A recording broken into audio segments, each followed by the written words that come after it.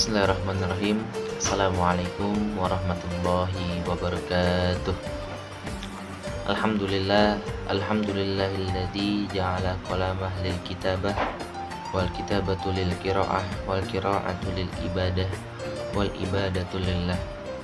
Asyhadu an la ilaha illallah wahdahu la syarikalah wa asyhadu anna Muhammadan abduhu wa rasuluh la nabiyya ba'dahu wa la rasulah amma ba'du.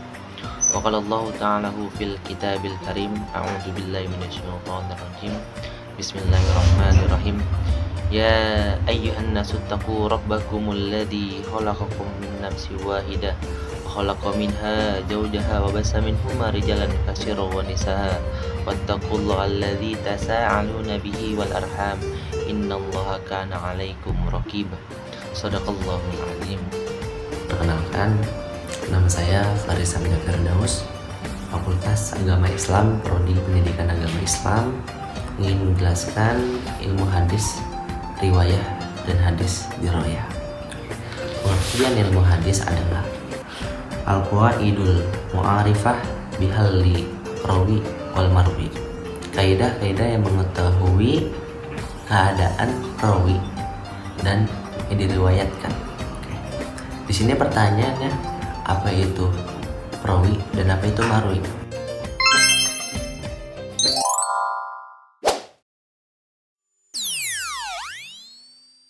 Mari kita bahas terlebih dahulu. Perawi adalah orang-orang yang membawa berita langsung dari Nabi Muhammad SAW. Bisa disebut dengan sanad. Apa itu marwi? Marwi adalah isi berita yang diriwayatkan, bisa disebut dengan matan. Contohnya ada di hadis Arba'in nomor 1 yang berjudul tentang niat, yang berbunyi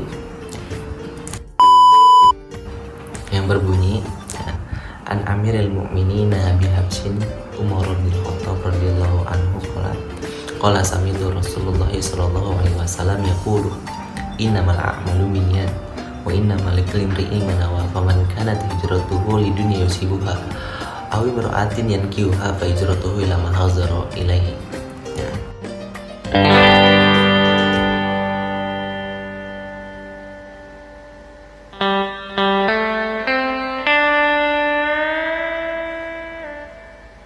An Amiril Mu'minin Abi Habsin Umar bin Khattab radhiyallahu anhu qala.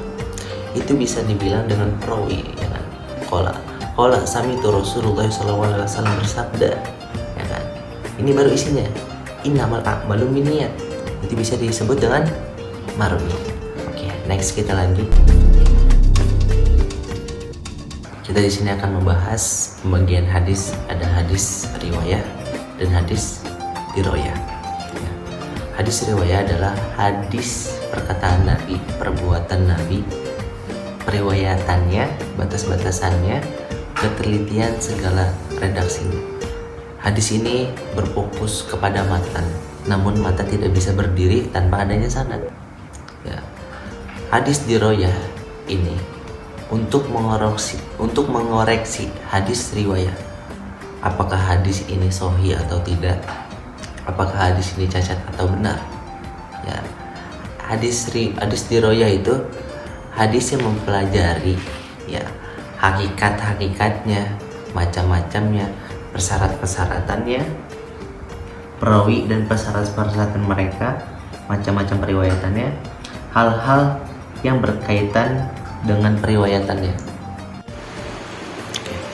Di sini saya akan menjelaskan perbedaan antara hadis sahih dan hadis dhaif.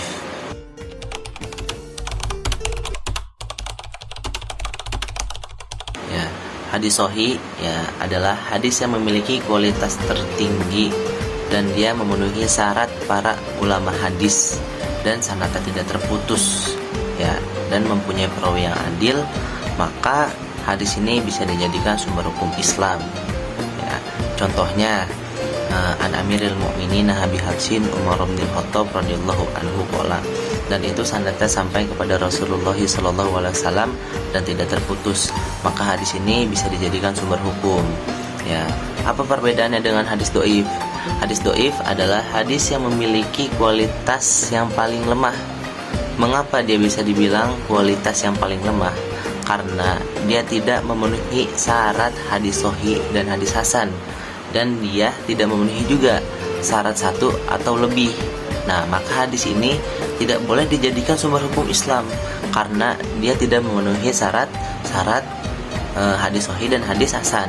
Ya, hadis dhaif itu terbagi menjadi 4 bagian.